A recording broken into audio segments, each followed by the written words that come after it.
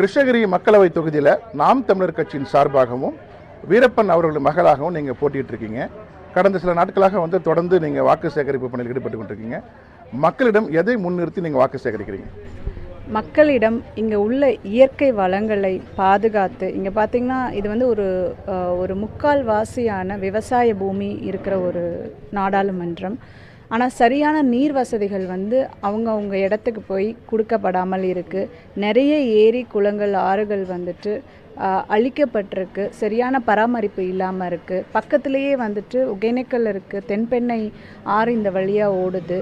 இவ்வளோ நீர் இருந்தும், இவ்வளோ ஒரு வசதி இருந்தும் அதை சரியான வழிப்படுத்தி கொண்டு அந்த மக்களுக்கு வழங்காதது ஒரு பெரிய ஒரு பின்னடைவாக தான் நான் யோசிக்கிறேன். முதல்ல வந்த ஒன்று அவர்களுக்கு இதை கையில் எடுக்கணும். பெண்கள் பார்த்திங்கன்னா நிறைய பெண்கள் ஒரு ப்ராப்பரான வேலை வாய்ப்பு இல்லாமல், படித்த பெண்கள் படிக்காத பெண்கள் எல்லாம் ஒரு எக்கனாமிக்கல் ஸ்டேட்டஸில் ஒரு கான்ஃபிடென்ட்டான லெவல் இல்லாமல் இருக்கிறாங்க. அவர்களுக்கெல்லாம் கூட நின்று அவர்களுக்கு அவரவர் தகுதிக்கு ஏற்ற மாதிரியான வேலைகளுக்கு பிஸ்னஸ் சிறு குறு தொழில் பண்ணுறது இதுக்கெல்லாம் சப்போர்ட் பண்ணி கொடுக்கணும்னு நினைக்கிறேன். அதே போல் பார்த்திங்கன்னா இங்கே இருக்க ஊத்தங்கரை சட்டமன்றத்தில் பார்த்திங்கன்னா ஹாஸ்பிட்டல் இன்னும் நல்ல ஸ்பெஷாலிட்டியான ஹாஸ்பிட்டலே ஜிஹெச் கொண்டு வரல, ரொம்ப பேசிக்காக தான் கொண்டு வந்திருக்காங்க. அந்த மக்கள் ஒரு அவசரத்துக்கு உயிர் காக்கும் நிலைமை வரும்போது பக்கத்தில் இருக்க தர்மபுரிக்கு போக வேண்டிய நிலைமையாக இருக்குது. இந்த மாதிரி எங்கெங்கெல்லாம் கரெக்ஷன்ஸ் இருக்குது அப்படின்றதெல்லாம் பார்த்து அதெல்லாம் சரிப்படுத்தணும் அப்படின்ற ஸ்டெப்ஸ் எடுக்க போகிறேன். ஸ்கூல்ஸ் ப்ராப்பர் மெயின்டெனன்ஸில் இருக்குங்களா, இன்னும் பெட்டரான குவாலிட்டியில் எவ்வளோ தூரம் கொடுக்க முடியும் அப்படின்றதுக்காக வாய்ஸ் ரைஸ் பண்ண போகிறேன். அதுக்கப்புறம் பார்த்திங்கன்னா இங்கே உள்ள ட்ரைனேஜ் சிஸ்டம், இப்போ டவுனில் எடுத்துக்கிட்டிங்கன்னா ப்ராப்பரான ரோட் மெயின்டெனன்ஸ் டவுன்லேயும் இல்லை, வில்லேஜஸ்லேயும் இல்லை. அதையும் எங்கெங்கெல்லாம் முறைகேடுகள் நடந்திருக்கு, எங்கெங்கெல்லாம் இன்னும் ரோடு ப்ராப்பராக இல்லாமல் இருக்குது, இதெல்லாம் கவனித்து இதெல்லாம் சரிப்படுத்துறதுக்கான விஷயங்கள் கையில் எடுக்கலான்னு இருக்கேன். குறிப்பாக மக்களுடைய அடிப்படை பிரச்சனைகளை நீங்கள் கையில் எடுத்து உங்களுடைய வாக்குறுதியாக கொடுத்து நீங்கள் வாக்கு சேகரிப்பு பணியில் ஈடுபட்டிருக்கீங்க.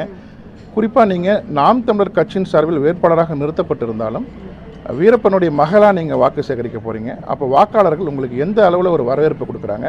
உங்கள் தந்தைக்கான பெயர் எந்த அளவுக்கு தற்பொழுது நீடித்து கொண்டிருக்கிறது? நான் வீரப்பன் அவர்களுடைய மகளாக தான் என்னை எல்லாரும் பார்க்குறாங்க. கண்டிப்பாக அந்த வார்த்தை உண்மை. இருந்தும் என் தந்தை நாம் தமிழர் கட்சி அப்படின்ற ஒரு கான்செப்ட், அவங்களோட கொள்கை அப்படின்னா என்னென்னா தேசியம், தமிழ் தேசியம் அப்படின்றது தான் கொள்கை அவங்களோடது. அந்த ஒரு லட்சியத்தை தான் என் தந்தையும் கொண்டிருந்தார். அதை முன்னிலைப்படுத்தி அதை வச்சு தான் நான் மக்கள்கிட்ட வாக்கு கேட்குறேன்.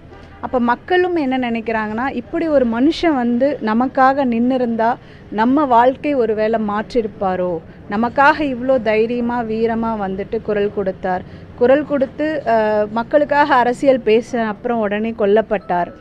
அப்படி இருக்கும்போது அவருடைய இரத்தமாகிய நான் ஒரு நேர்மையான அரசியல் கொடுக்குற ஒரு இது இருக்குமா அப்படின்ற ஒரு எதிர்பார்ப்பு அவங்கக்கிட்ட இருக்குது.